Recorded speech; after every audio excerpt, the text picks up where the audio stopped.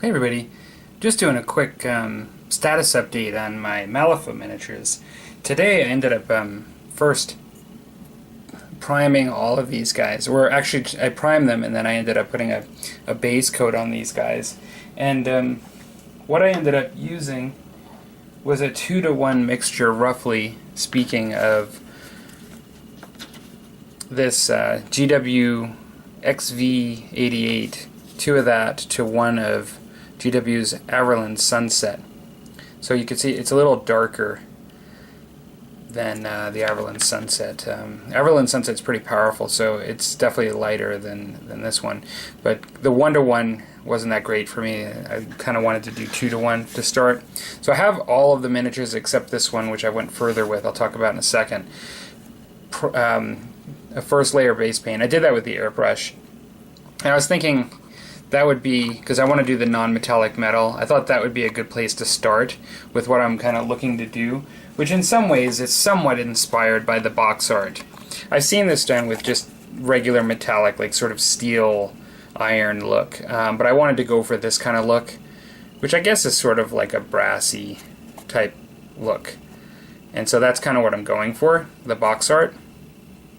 And so that's what I wanted to do, and I thought I would test it out on this guy here, which is the Guardian. Now, this is where I'm at. I'll just show you.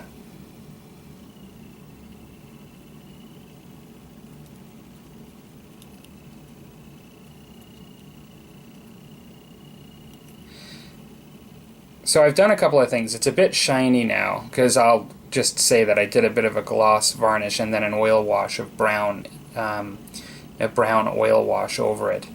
But what I did to get to that point, to do the non-metallic, is I used primarily those two paints, but then I also used a little bit of Model Colors Burnt Umber,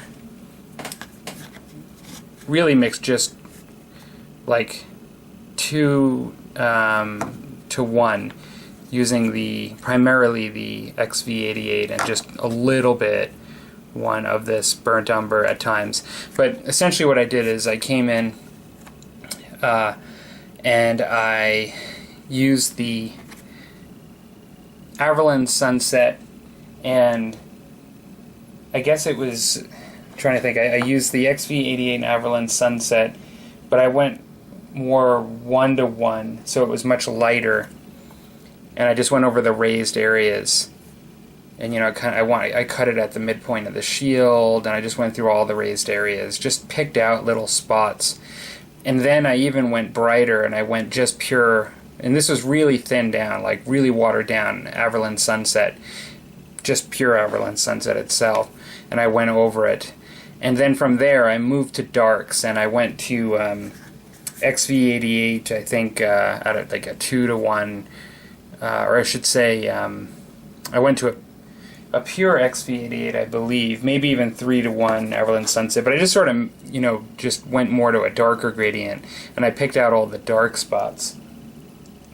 And then I even went XV88 with just a little bit of burnt umber and hit some really dark areas too, and these are all just really, really thin layers. And then finally I went back up to light, and I used a little bit of Model Color Ivory, just maybe 4-to-1 Averland Sunset 1 Ivory, just to brighten it up a little bit. And then I just did a couple of layers and just touched, like the rivets and the edges and just some of the centers of the plates with the brighter. And then finally I did a gloss varnish, and then did the oil wash, and then cleaned up the oil wash.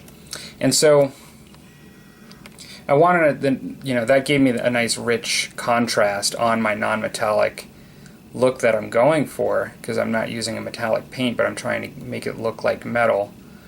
And I consider myself like sort of on a journey with non-metallic metal. Like this isn't the first model I've tried to do this on, but I've only probably done maybe 3 others. In some cases, this is the first time I've done it with this color, but not I've had a little bit of practice, but not a lot.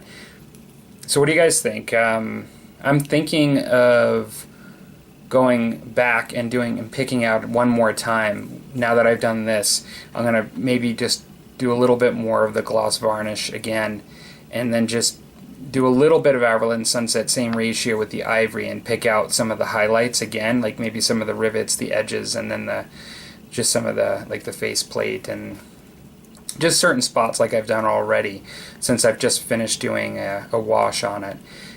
And I think at that point I'm going to call it done. This is my test model for this group.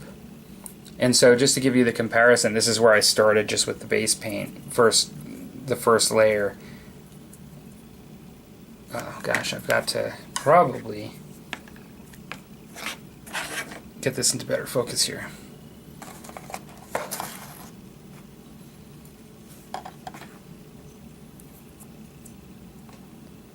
So this is sort of the comparison. Now the shininess will go away as I dull it down with more of a satin varnish. But what do you guys think? I think I achieved. This is what I was hoping to do, and I was worried that I was going to fail at this.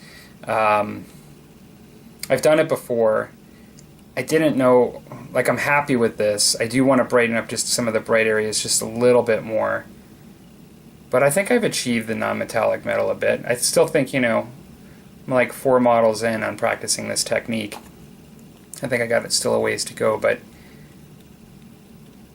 yeah. I don't use the method. I've seen some people do it where they use a little bit of like an ivory or a really light color on the tip of their brush and another color throughout the brush. I think it's Painting Buddha that has videos where they do that. I've never practiced that technique. I'm more of a glazer. I kind of just did lots of glazing and, a mixture of my oil wash and my glazing sort of techniques to sort of get this effect.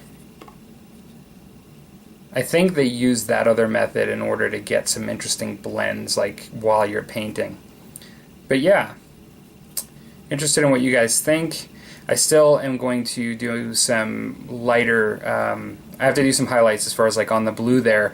I'm going to be making it come out and shine a light, and I'm going to do a little bit of OSL there, and I'm going to do some blue on the eyes as well. You really can't see the eyes very well. There we go. Those are the eyes. So I'm gonna have those as glowing blue too. And I have to do some work on these tubes as well, and I missed one. But yeah, kind of interested in what you guys think. All right. Hope you guys are having a good one. Take care.